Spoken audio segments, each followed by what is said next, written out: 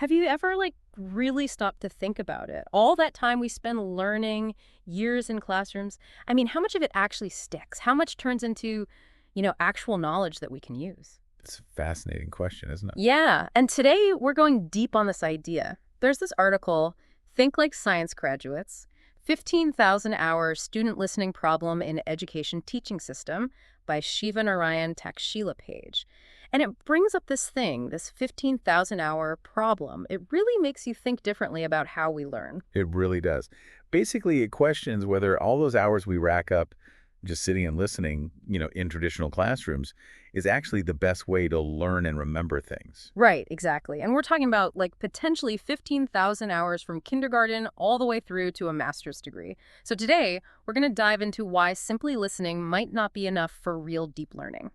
We'll unpack the arguments from this article, and we'll also explore some other ways to learn better, focusing on this idea of learnography. Sounds good. Okay, so the article starts by talking about, the classic model of teaching, lectures. It's been the go-to in classrooms all over the world forever, right? Yeah, for sure. And what I find interesting is the article really pushes us to think, is this age-old method actually working as well as we assume? Right. And they use this really interesting thought experiment to illustrate the point. They call it the classroom experiment. Yeah, it's a great way to visualize it. So imagine this. You're in a lecture, 45 minutes long, on a totally new and complex topic, something you've never even heard of before. Then, bam, you're hit with a 90-minute test, all open-ended questions. No multiple choice, no easy answers. And those questions, they're designed to really make you think. Define the concepts, explain them in detail, prove you actually understand. Exactly. It's not about just recognizing a term or definition. It's about showing that you've internalized the information. And, as the article points out, the results of this experiment are kind of predictable, sadly. Even if the teacher did a great job, prepared the lecture meticulously, a lot of students would probably struggle to answer those open-ended questions in a way that shows deep understanding. And that right there, that's the core issue the article highlights. This idea of passive listening, which is like the foundation of so many lectures, often doesn't translate into actual knowledge being absorbed by the students. There's a disconnect. Yeah, a breakdown in what they call knowledge transfer. Information might be going out there, but it's not necessarily going in and sticking. So this is where it gets really interesting. The article then zooms out and talks about the sheer scale of this problem, the 15,000-hour problem. Right. And when you add up all the hours spent in formal education, kindergarten through master's degree, you're looking at roughly 15,000 hours. And a huge chunk of that is spent listening passively. So the article asks this really thought-provoking question. If we're not truly absorbing a lot of the information presented during those 15,000 hours, what does that say about the effectiveness of our education system as a whole? It's kind of a scary thought, all that potential wasted time. It is. It is. And to dig into why passive listening might not be the best, the article gets into the actual science of how we learn. Oh, yeah. And it's not as simple as just taking in information. It's a much more active process in the brain. Right. Our brains have to be actively engaged to really learn and remember things for the long term. Exactly. And the article gives some great examples of what that active engagement looks like.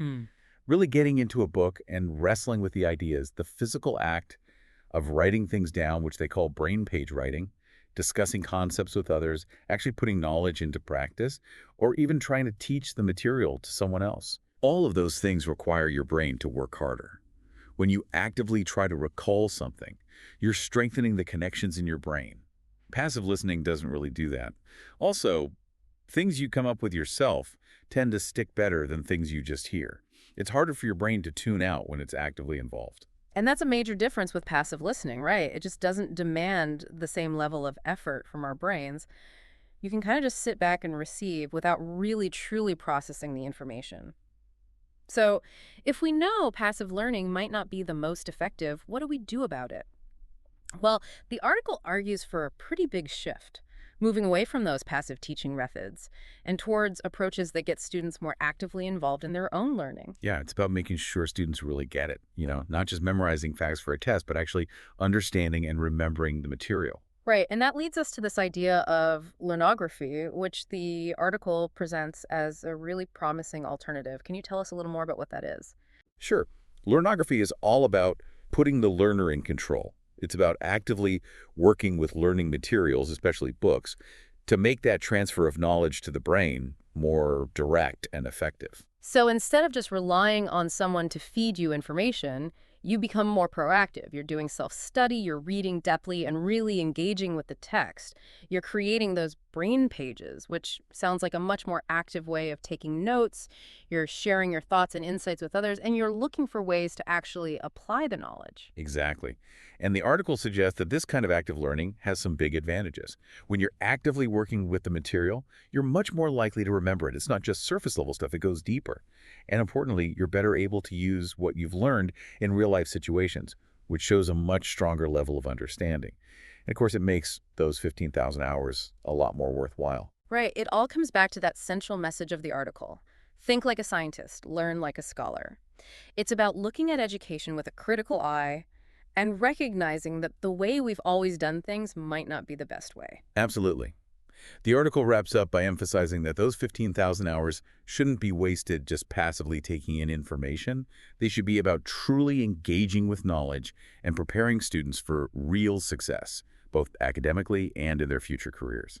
Yeah, it's a powerful call to action. We need a system that actually works for students, a system that goes beyond just presenting information and focuses on fostering real understanding and lasting knowledge. So to sum up, we've been talking about the sheer amount of time students spend passively listening, that potential 15,000 hours.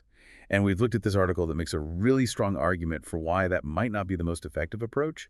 Instead, it advocates for more active learning strategies, with learnography as a promising example. It really is something to think about, right? I mean, think about your own experience. How much of what you heard in lectures do you actually remember and use today? So here's a final thought. If this 15,000-hour listening problem is a real thing, what other assumptions about learning might we need to challenge? And what amazing things could happen if we really embraced active learning, both for individual learners and for society as a whole? That's a really great question, really gets you thinking. Well, if you found this deep dive interesting, we encourage you to explore these ideas further. Look into active learning and learnography. See how you can apply these concepts to your own learning journey. Thanks for joining us today. Thanks for having me.